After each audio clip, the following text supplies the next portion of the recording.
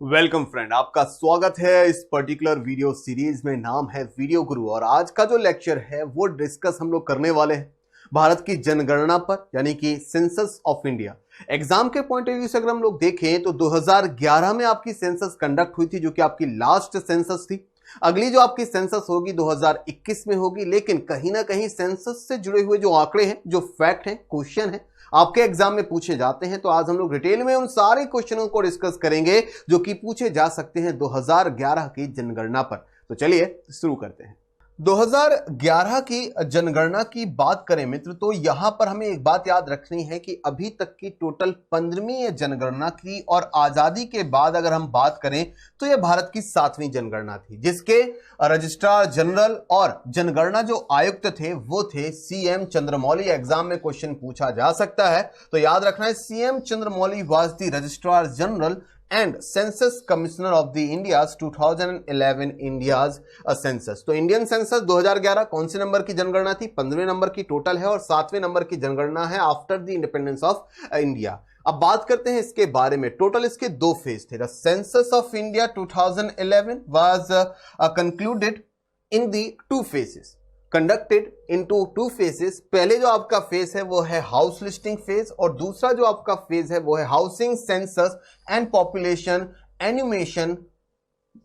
ये आपका पूरा फेज हो जाएगा। तो आपको याद रखना है कि टोटल यहां पर दो फेज रहेंगे, हाउस लिस्टिंग और housing census and population enumeration. ये दो फेज आपके रहने वाले। इन दो चरणों में, स्टेजेस में जनगणना को कंडक्ट किया गया था।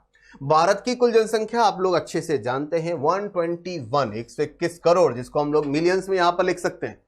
ये जो जनगणना है, यानी कि जो हमारी जनसंख्या है, वो संयुक्त राज्य America, Indonesia, Brazil, Pakistan, Bangladesh और जापान की जो टोटल पॉपुलेशन है, अगर उसको हम ऐड कर दें, उसका सम कर दें, तो लगभग उसके बराबर आती है 2011 के समय के अनुसार। तो ये केवल एक इंटरेस्टिंग फैक्ट है, ये कोई इंपॉर्टेंट फैक्ट नहीं है। ठीक है, आगे बढ़ते हैं। 2001 और 2011 का जो दशक है, यानी कि इन 10 सालों के दौरान भारत की जो जनसंख्या में 181 मिलियन से अधिक लोगों की वृद्धि हुई है, यानी कि 181 मिलियन लोग इंक्रीज हुए हैं, जन्म हुआ है। अगर हम बात करें डिकेड की, हम बात करें 2001 से लेकर 2011 के बीच में कुल कितनी जनसंख्या हमारी बढ़ गई है, तो 181 मिलियन। सर्वाधिक अगर हम लोग राज्यों के हिसाब से बात करें, टॉप 3 स्टेट्स की बात करें जिनकी हाईएस्ट पॉपुलेशन रही है, तो आप समझ ही गए होंगे। यहां पर उत्तर प्रदेश है, महाराष्ट्र है और बिहार है। उत्तर प्रदेश की अगर हम पॉपुलेशन की बात करें तो 19 करोड़ के आसपास है। इसके बाद महाराष्ट्र आता है और इसके बाद आपका बिहार आता है। महाराष्ट्र की जनसंख्या लगभग 10 करोड़ के आसपास है और इससे कुछ कम है आपकी बिहार की जनसंख्या। चलिए अब आगे बढ़ते हैं और बात यहां पर यह करेंगे कि भारत का सबसे अधिक आबादी वाला जिला, अभी अभी हमने राज्य की बात की तो वो तो उत्तर प्रदेश है, और उत्तर प्रदेश जिसकी जनसंख्या लगभग 19 करोड़ से ऊपर थी। बात की थी फिर हमने महाराष्ट्र की लगभग 11 करोड़ और उसके बाद बिहार की जनसंख्या 10 करोड़ थी। लेकिन क्वेश्चन यह भी पूछा जा सकता है जिले के आधार पर कि सबसे अधिक आबादी वाला जिला कौन है, तो आंसर लगेगा ठाणे, महाराष्ट्र, जहां की आबादी, अकेले जिले की आबादी 1.1 करोड़ है। तो याद रखिएगा एग्जाम के पॉइंट ऑफ व्यू से ठाणे जिले का नाम याद रखिएगा। सबसे अधिक आबादी वाला जो जिला है, डिस्ट्रिक्ट है, वो ये रहेगा। नेक्स्ट हमारे सामने अगर सबसे अधिक आबादी वाला जिला है तो सबसे कम आबादी वाला जिला कौन होगा, यानी कि lowest populated district of India. तो आपको आंसर वहां पर करना है मात्र 8004 लोगों के साथ दिबांग वैली इन अरुणाचल प्रदेश सबसे लोएस्ट कैटेगरी में काउंट होती है। तो सबसे ज्यादा जनसंख्या वाला जिला अभी हमने देखा ठाणे, महाराष्ट्र। सबसे कम आबादी वाला जिला जो है जनसंख्या रखता है दिबांग वैली इन अरुणाचल प्रदेश। याद रखिएगा एग्जाम के पॉइंट ऑफ व्यू से। नेक्स्ट हमारे साथ और क्या क्वेश्चन पूछे जा सकते हैं? क्वेश्चन यह भी पूछा जा सकता है कि ऐसे कौन कौन से स्टेट्स हैं जिनकी हाईएस्ट डिकेडल ग्रोथ रही है। डिकेडल ग्रोथ रेट का मतलब है पिछले 10 सालों में इस राज्य की जो जनसंख्या दर है वो कितने प्रतिशत रही है। तो सबसे बात अगर हम यहां पर करें, सबसे ज्यादा जो दशकीय विकास हुआ है, डिकेडल ग्रोथ हुई है, वो मेघालय की हुई है। मेघालय के बाद अरुणाचल प्रदेश है और अरुणाचल प्रदेश के बाद आपका बिहार है। सिक्किम की अगर हम लोग यहां पर बात करते हैं, सिक्किम नहीं, मेघालय की हम यहां पर बात करें तो मेघालय की जो डिकेडल ग्रोथ है वो रही है 27.8%। अरुणाचल प्रदेश की हम लोग बात करते हैं तो 25.5 9% यहां पर डिकेडल ग्रोथ रही है। और बिहार की हम लोग अगर बात करें तो 25.1%। बिहार आपका सबसे ज्यादा जनसंख्या रखने वाले राज्यों में तीसरे नंबर पर है और सबसे ज्यादा जो दशकीय यानी कि डिकेडल ग्रोथ हुआ है, दशकीय जनसंख्या वृद्धि हुई है, वो बिहार में तीसरे नंबर पर, अरुणाचल प्रदेश में दूसरे नंबर पर और मेघालय में पहले नंबर पर हुआ है। तो ये बहुत ही इंपॉर्टेंट फैक्ट्स हैं। फिगर्स भले ही आपके एग्जाम में ना पूछे कितने प्रतिशत, लेकिन राज्यों के नाम एग्जाम में जरूर पूछेगा, तो वहां पर क्लिक जरूर करिएगा। नेक्स्ट, अगर हम बात करें सभी राज्यों की और केंद्र शासित प्रदेशों की, अगर हम लोग तुलना करते हैं यानी कि we compare all states and UTs, then the highest decadal growth is registered by the Dadra and Nagar Haveli, that is 55.50%। अभी तक हम लोग जो बात कर रहे थे वो स्टेट्स के हिसाब से कर रहे थे, राज्यों के हिसाब से बात कर रहे थे। अगर राज्यों के हिसाब के साथ साथ अगर हम यूनियन टेरिटरीज को भी मिला दें, सातों की सातों केंद्र शासित प्रदेशों को मिला ले और फिर अगर हम लोग कंपेयर करते हैं कि दशकीय जनगणना किसकी ज्यादा रही, तो आंसर निकल कर आएगा दादर एंड नगर हवेली, जहां पर पिछले 10 सालों में आबादी जो इंक्रीज हुई है वो हुई है 55.50%। तो ये डेटा भी याद रखना है और इस पर्टिकुलर यूनियन टेरिटरी का नाम भी याद रखना है।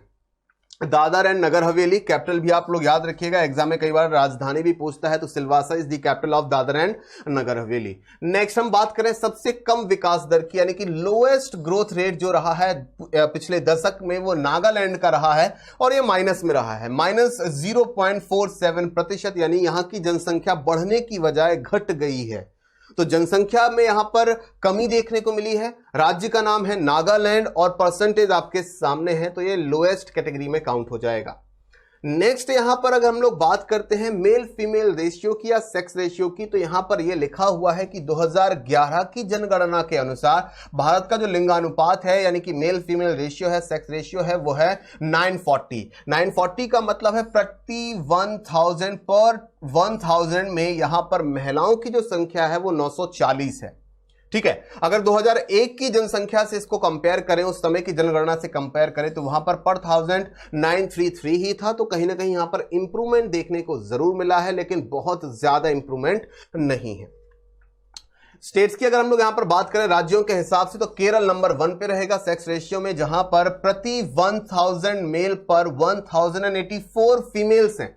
तो यहां पर मेल कम है, उल्टा फीमेल ज्यादा है। जबकि दमन एंड दीव की बात करते हैं तो यहां पर मेल फीमेल रेशियो सबसे कम है, यहां पर 1000 मेल पर जो रेशियो बनता है वो बनता है 618। तो lowest Daman and Diu, highest Kerala में हम लोग जाएंगे। नेक्स्ट पुदुचेरी की बात करें तो पुदुचेरी का जो माहे डिस्ट्रिक्ट है, माहे जिला है, वो भारत में सबसे अधिक लिंगानुपात की श्रेणी में सबसे ऊपर है। यानी कि अगर हम लोग डिस्ट्रिक्ट्स की अगर हम लोग बात करेंगे, जिलों के हिसाब से हम लोग जाएंगे, तो जिलों में माहे जिला टॉप पर है, जहां पर 1000 मेल पर 1176 फीमेल है।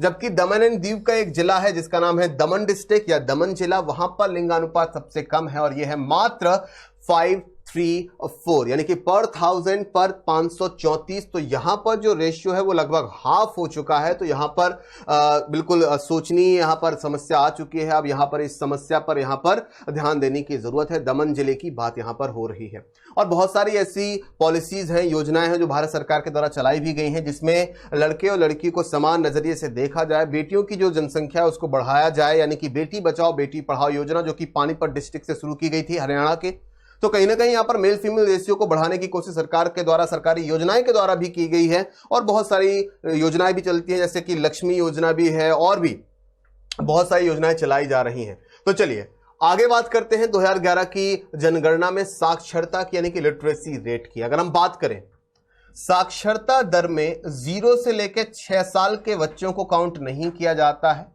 उसके बाद के जो ईयर होते हैं वही यहां पर काउंट होते हैं। यानी कि साक्षरता दर में 7 साल या उससे अधिक आयु के लोगों को ही शामिल किया जाता है। तो इस हिसाब से जो आपकी परसेंटेज निकलती है पर 100% अगर हम यहां पर देखें तो उसमें से लगभग 74% हमारी जो पॉपुलेशन है, हमारी जनसंख्या है, वो साक्षर है, पढ़ी लिखी है। सुनने में काफी अच्छा लग रहा होगा। 2011 की जनगणना में अगर साक्षरता की बात ये करें तो 2001 के मुकाबले 2011 में यहां पर लिटरेसी रेट में 9.2% का इंक्रीमेंट देखने को मिला है। तो ये क्वेश्चन भी पूछा जा सकता है कि लगभग कितने प्रतिशत साक्षरता जो दर है, लिटरेसी रेट है, 2001 के मुकाबले इंक्रीज हुआ है, तब आपका आंसर यहां पर 9% होना चाहिए। और यहां पर भी अगर हम लोग मेल लिटरेसी रेट को देखें, पुरुष साक्षरता दर देखें तो 82.14% है, और यहां पर वुमेन साक्षरता दर की हम बात करते हैं, फीमेल लिटरेसी रेट की अगर हम लोग बात करें तो 65.46% है। इनको अच्छे से लर्न कर लीजिएगा, मेल एंड फीमेल रेशियो का क्या वहां पर लिटरेसी रेट है, एग्जाम में सीधा सीधा एक नंबर पर पूछा जाएगा।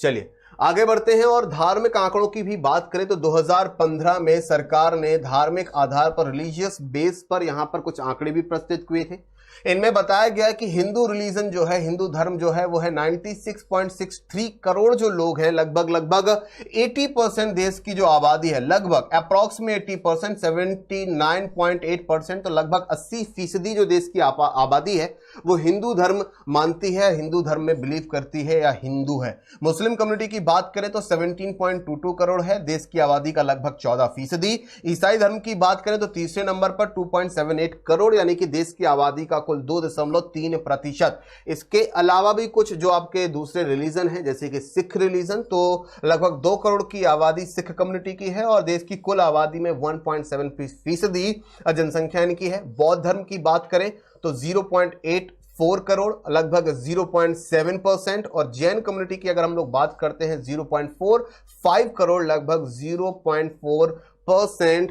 टोटल पॉपुलेशन में इनका रेशियो निकल कर आता है।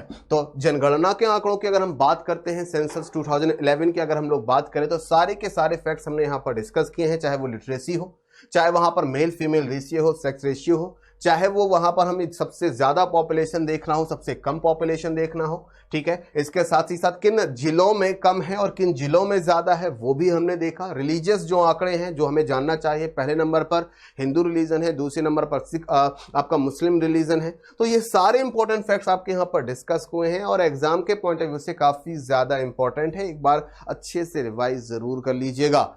तो उम्मीद है आपको ये वीडियो पसंद आया होगा और अपने दोस्तों को भी बताइए वीडियो गुरु के बारे में, और उनसे भी कहिए कि अगर कहीं भी तैयारी आपकी प्रॉपर वे में नहीं हो पा रही है, रेगुलर बेसिस पे नहीं हो पा रही है, तो myshop.mahindras.org से आप परचेज कर सकते हैं वीडियो गुरु कोर्सेज को, जो कि काफी कम अमाउंट और हैवी डिस्काउंट के साथ वहां पर अवेलेबल है। इस वीडियो में इतना ही, मिलेंगे अगली बार एक और वीडियो के साथ आप सभी के।